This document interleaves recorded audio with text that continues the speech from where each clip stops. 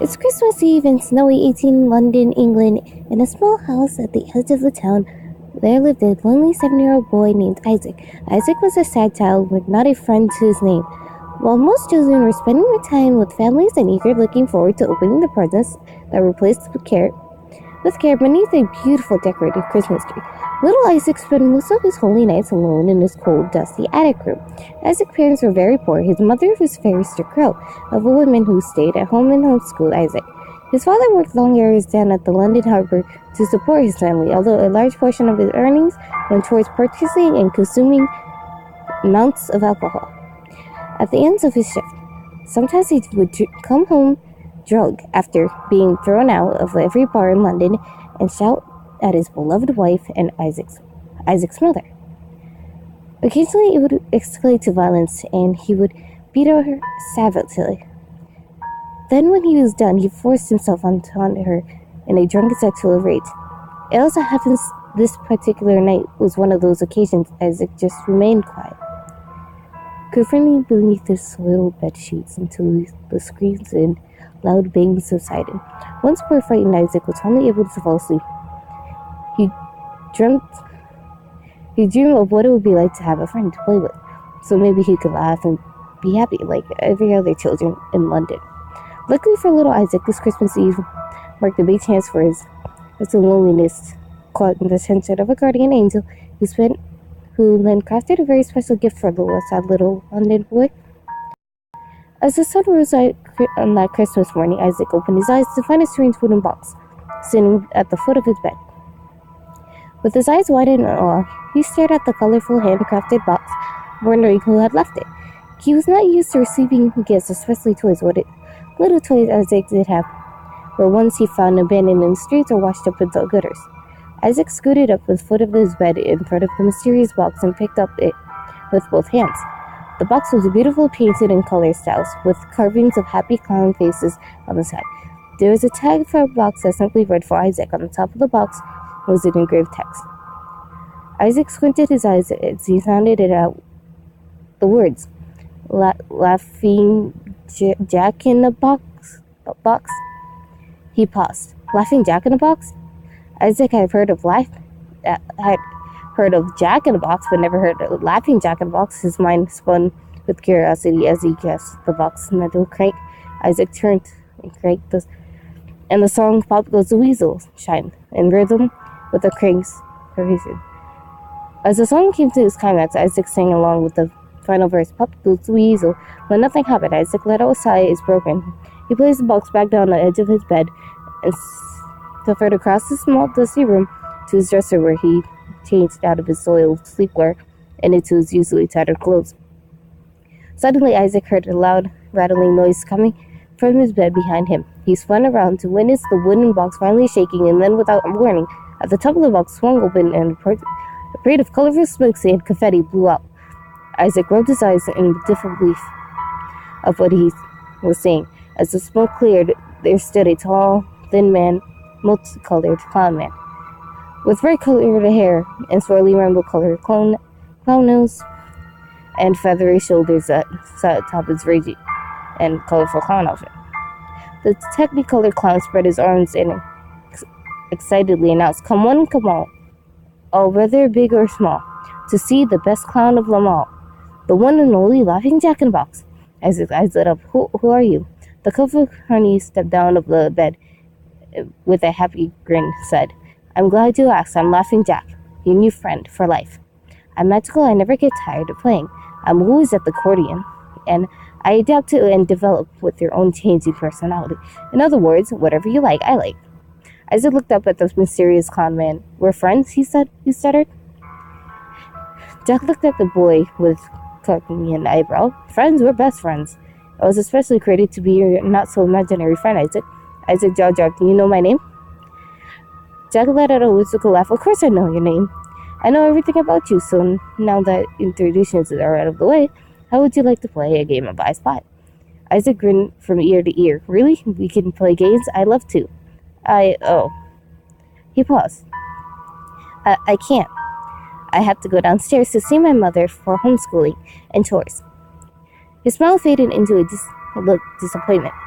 Jack placed his hands on Isaac's shoulder and, with a warm smile, and said, "It's okay, I'll be waiting right here for you when you get back." Isaac smiled returned as he looked up at his new friend. Just then, he heard his mother's voice calling him from downstairs. "Well, I gotta go. I'll see you after I'm done, okay, Jack?" he said as he headed towards the door. Jack smiled. "Absolutely, kiddo." "Oh, and Isaac?" Isaac looked back at Jack, who gave him a wink and said, "You should wear that smile more often. It suits you." Isaac grinned happily as he turned and walked out the door. All day, Isaac told his mother about the amazing colorful clown man who came out of the magical box that appeared in front of his bed. His mother, however, did not believe a word of it, and finally he persuaded his mother, to follow him up the stairs to his room so she could behold Laughing Jack for herself. They walked up the stairs, and Isaac swung the door open to his room. "See, Mother, he's right." Isaac paused as he scanned the room that contained neither magical dancing clown man or a mysterious wooden box.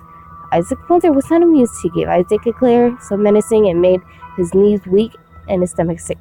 But mother, he was smack. Isaac's mother delivered unto him a swift, hard smack across his face. Isaac's eyes began to tear up as his lips began to quiver as he could feel himself about to break down. "You stupid, insolent child, how dare you lie to me about such a childish idiocy? Who would want to be friends with a useless worm such as you?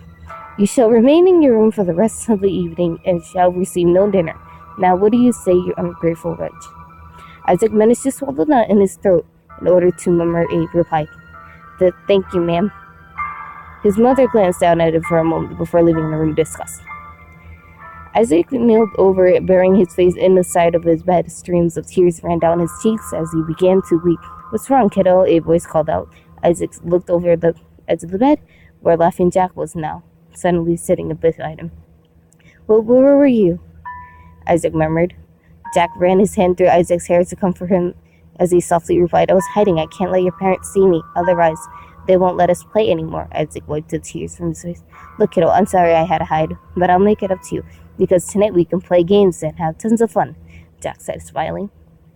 Jack looked up at his vibrant pal and silently nodded as a little smile began to form on the corner of his mouth. That night, Laughing Jack and Isaac played so many fun games. With a wave of his hand, Jack made all of Isaac's 10 shoulders spring to life and march around the room. Isaac was amazed as he watched his toys move around the room on their own. Then Laughing Jack and Isaac told each other spooky ghost stories. Isaac asked Jack if he was a ghost, but Jack explains that he was more of a cosmic entity of sorts. At the end of the night, Jack reached into his pocket and pulled out a assortment of delicious candy. Isaac was in insanity when he popped the first colorful treat in his mouth. It was his first time tasting something so sweet.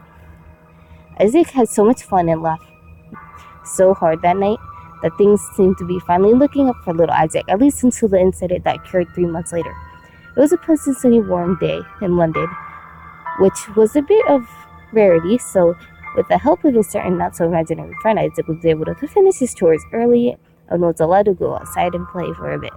Things started simply enough. The duo were behind the back of the house playing pirates when Isaac spotted the neighbor's cat sneaking into the garden. "Arg, we got an enemy spy on the starboard bow," Isaac yelled, accompanied by fantasy and imagination.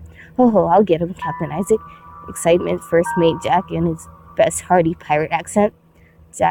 Laughing Jack's arm stretched out across the garden and snatched the unsuspecting feline, who began to struggle quite viciously. "Don't let him get away, Jackie, or I'll make you walk the plank," Isaac agonized. Jack's grip on the cat tightened and his arms grew with an excited, like anacondas wrapping around the nose around the holy feline that was struggling for dear life.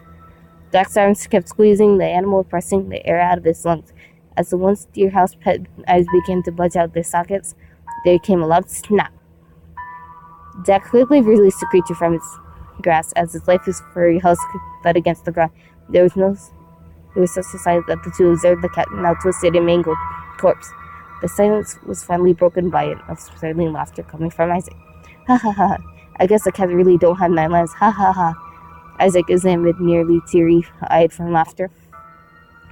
Laughing Jack began to chuckle as well.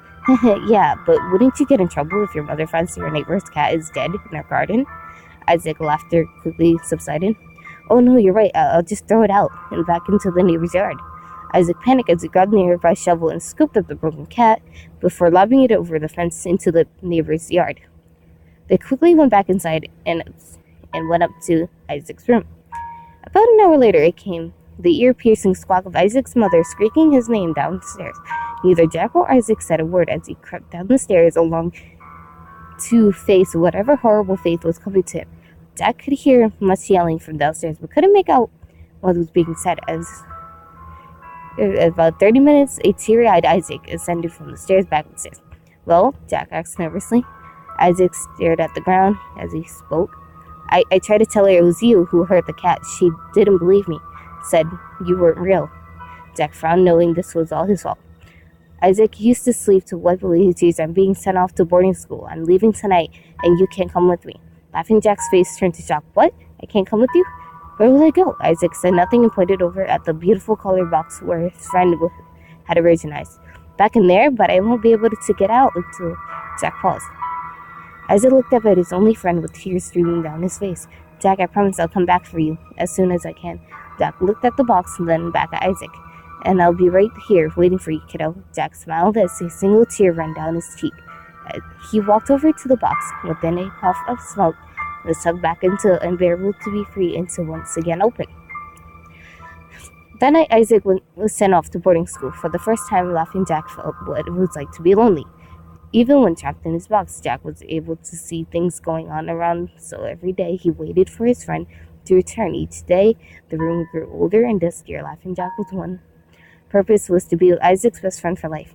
And now he had to wait day after day, month after month to reunite with his special friend. Isaac's parents still lived in the house, but neither never came to upstairs room.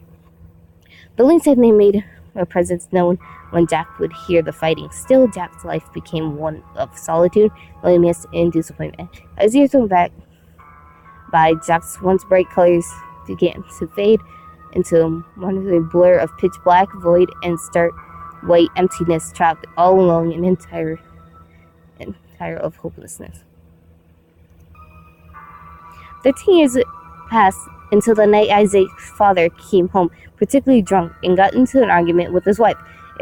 As usual, things escalated to physical violence. Once again, however, this time she didn't get back up. Isaac's father had beaten his wife to death, to a bloody pulp, and was sentenced to hang at the gallows. The next day, with both parents dead, this meant that now 20-year-old Isaac inherited the dusty old house he spent an earlier half of his childhood in.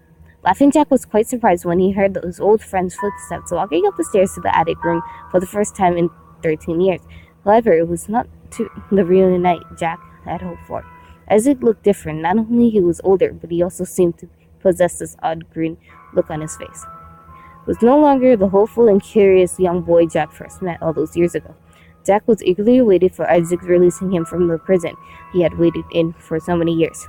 But still, Jack's box sat there, untouched and unnoticed, on the shelf in the corner of the room, with all the other dusty, unwanted knickknacks. Isaac had completely forgotten about his old friend, dismissed as some sort of early childhood fabrication. Slightly dismayed, Laughing Jack felt nothing, as he was hollow. 13 years of waiting and disappointment left the honorary clown of void, sorrow, and self-pity. Jack remained in his box, colorless and without emotion. The next day, Isaac went off to work at his job as an upseller doing furniture repairs for the good people of London. Jack waited in captivity for hours later. A drunken Isaac returns home and stumbled upon the stairs to his room. But this time, he had a friend with him. It was a lady friend Isaac had picked up at the bar earlier that evening. She was beautiful, with flowing blonde hair, sapphire blue eyes, and a smile that could make hearts melt. Laughing Jack's attention was drawn to Isaac's guest. Who is this? A new friend? Why does Isaac need a new friend? I thought I was Isaac's only friend. Jack thought to himself. Within his hellish confinement, Isaac and his lady friend sat down on the bed and chatted about life in London. Isaac made a joke about weather, and they both laughed. Laughing Jack hissed with envy over Isaac's new friend. Isaac and the girl looked deeply into each other's eyes and leaned in for a kiss, locking their lips with a passionate swirling of tongues in one another's mouth. Jack was smitten by this strange display of affection, for he had never seen kissing before. As the kissing grew more intense, Isaac ran his hand along the girl's smooth thigh and her dress. However, his guest brushed his hand away. Isaac was persistent, though, and once again ran his hand along her smooth thigh and up her skirt, this time placing his hand upon her silky undergarments. The woman looked greatly displeased with Isaac's sexual advancement and pushed Isaac away before delivering a hard smack across his face. Isaac's eyes darkened as he glared at the woman, his once drunken passion turned into blissful anger. The woman's heart sped up as she saw Isaac's face boil with rage. "Stupid!" Isaac yelled out as he smashed his fist into the girl's face. Laughing Jack's eyes widened as he witnessed the long streak of red liquid gushing from the girl's nose.